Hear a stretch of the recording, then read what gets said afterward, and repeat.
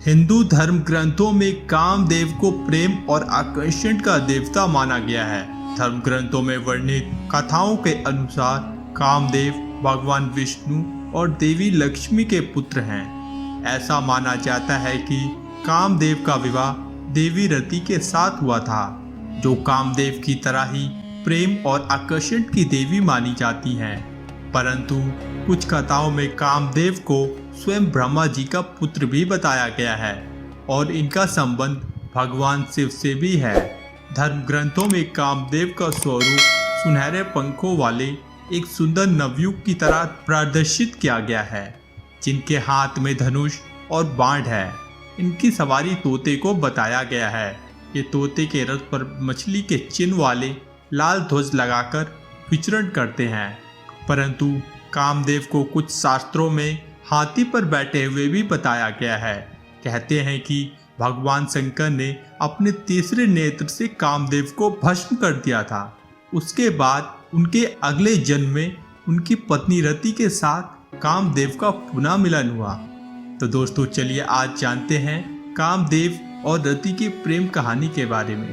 पौराणिक कथाओं के अनुसार एक समय ब्रह्मा जी सृष्टि के विस्तार की कामना से ध्यानमग्न थे। उसी समय उनके अंश से एक तेजस्वी पुत्र काम उत्पन्न हुआ। वो पुत्र कहने लगा कि मेरे लिए क्या आज्ञा है। तब ब्रह्मा जी ने उसे कहा कि मैंने सृष्टि उत्पन्न करने के लिए प्रजापतियों को उत्पन्न किया था, परंतु वे सृष्टि रचना में सफल नहीं हुए।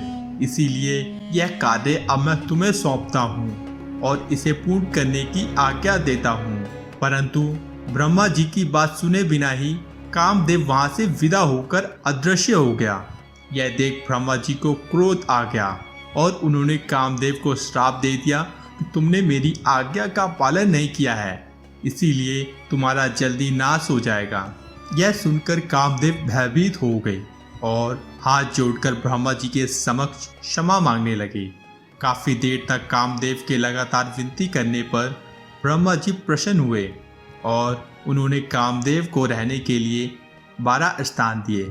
उन्होंने कहा, कामदेव तुम्हारा निवास स्थान स्त्रियों के कटक्ष, उसके केश राशि, उसकी जंघा, वक्ष, नाभि, जंगमूल, अधर, कोयल की कूक, चांदनी, वर्षाकाल, चैत्र और वैशाख का महीना होगा।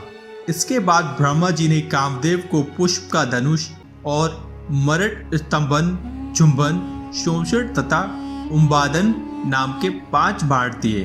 वह धनुष मिठास से भरे गन्ने का बना हुआ था, जिसमें मधुमक्खियों के शहद की रस्सी लगी हुई थी। उनके धनुष का बाण अशोक के पेड़ के महकते फूलों के अलावा सफेद नीले कमल, चमेली और आम के पेड़ पर लगने वाले फूलों से बने हुए थे। ब्रह्मा जी से मिले वरदान के बाद कामदेव तीनों लोकों में भ्रमण करने लगे और भूत, पिशाच, गंधर्व, यक्ष सभी को अपने काम में वशीभूत कर लिया। इसी क्रम में वे भगवान शिव जी के पास कैलाश पहुँचे। भगवान शिव जब तपस्या में लीन थे, तभी कामदेव छोटे से जंतु का सूक्ष्म रूप धरकर कान के छिद्र से भगवान शिव के शरीर में प्रवेश कर गए। इससे शिव का मन चंचल हो उठा। उसके बाद भगवान शिव ने ध्यान योग से देखा कि उनके शरीर में कामदेव प्रवेश कर गया है। इससे शिव जी क्रोधित हो उठे और उन्होंने कामदेव को अपने क्रोध से अंदर ही भस्म कर दिया। जब यह बात कामदेव की पत्नी रति को पता चली तो वह विलाप करती हुई वहां आ पहुंची। रति की प्रार्थना से प्रसन्न होकर शिव जी ने कहा कि कामदेव ने मेरे मन को विचलित किया, इसीलिए मैंने उसे भस्म कर दिया और अब तुम्हारा मिलन उसे द्वापर युग में ही होगा। तो दोस्तों ये थी कामदेव और देवी रति की प्रेम कहानी। आपको कैसी लगी हमें नीचे कमेंट कर जरूर बताएं और अगर आपको ये जानकारी अच्छी लगी है तो वीडियो को लाइक, चैनल को सब्सक्राइब जरूर करिएगा। धन्यवाद।